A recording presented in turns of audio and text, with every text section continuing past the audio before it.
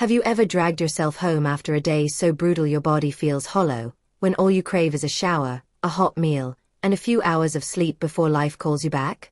That was me, Chris, 27, stumbling out of a 16-hour shift on the construction site.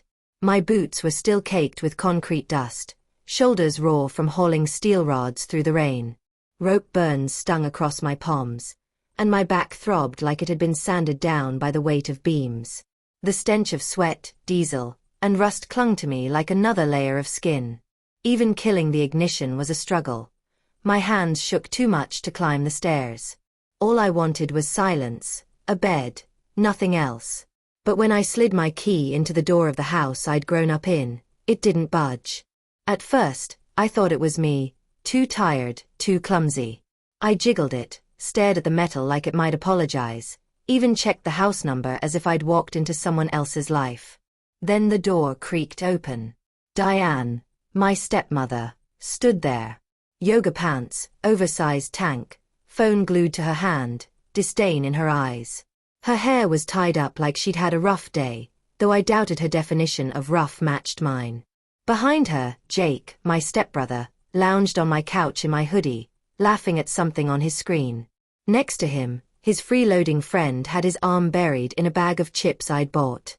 "Oh," Diane said, as if I were some forgotten delivery. "You're home early." I told her my key didn't work. She didn't blink, just smirked. "We changed the locks. If you want to stay, you owe $30,000. Back rent. Utilities. Your brother deserves a vacation.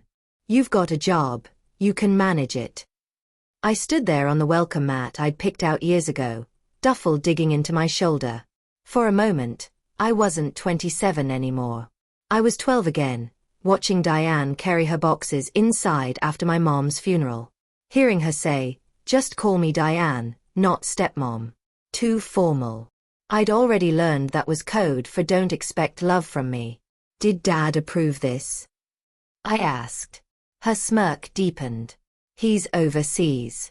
While he's gone, this is my house. My rules." I nodded once.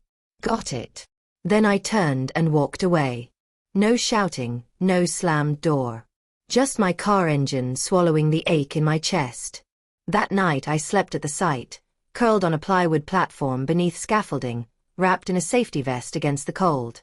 The ground was unforgiving, the air heavy with wet cement. I lay there, staring at half-finished beams slicing the night sky, counting bolts instead of sheep. My thoughts drifted to how the house once smelled of cinnamon candles and orange Gatorade. To my mom's hugs, those rib-crushing squeezes that reminded you without words that you belonged to her. Before the accident. Before Diane painted over every wall, replacing family photos with cheap art. Before Dad, halfway around the world, convinced himself leaving me there was protection. I thought of the nights I came home exhausted yet still fixed faucets, paid bills on time, kept the fridge full, hoping that if I gave enough, they'd finally see me as family. Instead, they changed the locks and demanded 30 grand. I'd been waiting for this moment. The next morning, I returned. I set an envelope on the doorstep, right where Diane couldn't miss it, then parked down the street and waited. At 9:02 sharp, she shuffled out in fuzzy slippers, coffee mug in one hand, phone in the other. She bent down, picked up the envelope, opened it, and screamed. Not a startled yelp. Not anger. A raw, full-body scream that tore through the neighborhood. Curtains twitched. Dogs barked. Jake stumbled out, hoodie sliding off his shoulder, grabbed the paper, tried to read, and his voice cracked into the same chorus. Because the envelope wasn't a threat. It wasn't an argument. It was an eviction notice, stapled to the deed, with my name on it. What they never knew, never cared to ask, was that the house had never been theirs. My dad bought it long before Diane showed up, and when I turned 21, he quietly signed it over to me. 4 years, I kept that secret tucked away, thinking maybe I'd never use it. That maybe one day they'd come around, and the papers would stay buried in a drawer. But sitting in my car, hearing their screams ripple down the street, I finally understood why Dad had done it. He'd known who Diane really was. He just prayed I'd never have to find out.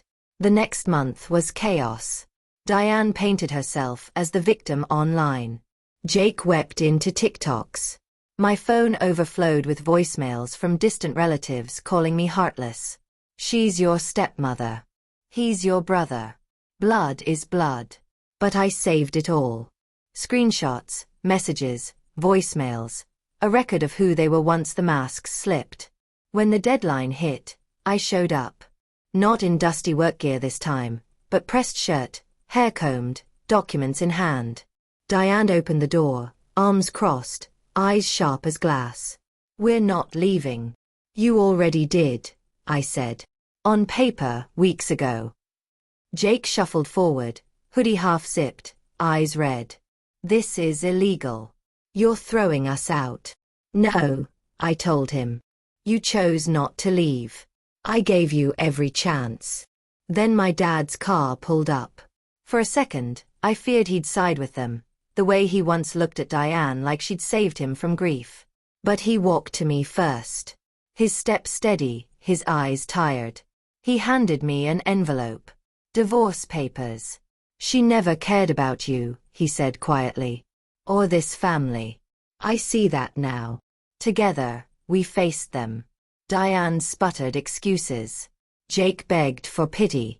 But Dad's voice was firmer than mine had ever been. This isn't your house. It never was. Pack your things. By sunset, the house was quiet. Their noise, their clutter, their shadows, gone. That night, I walked barefoot from room to room, every light blazing. Not because I needed them, but because I could. For the first time in years, the air wasn't heavy. The silence wasn't punishment. It was peace. Standing in the doorway of my childhood room, I understood, reclaiming your home isn't just about bricks or deeds. It's about reclaiming yourself. Saying, I belong here. No one gets to take that away.